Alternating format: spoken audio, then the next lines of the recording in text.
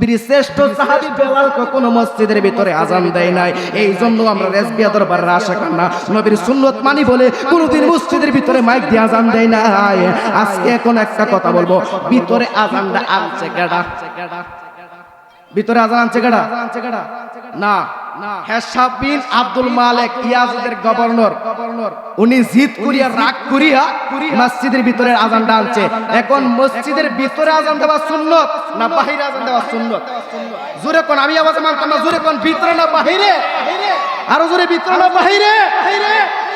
রসুলের একটা সুন্নত জিন্দা করতে পারলি তো অনেক কিছু।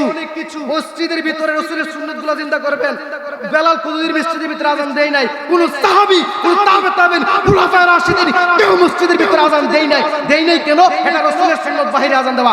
আমরা রসুলের প্রতিটা সুন্নত মানতে চাই কি চাই না? জবান খুলে বলেন, চাই কি চাই না?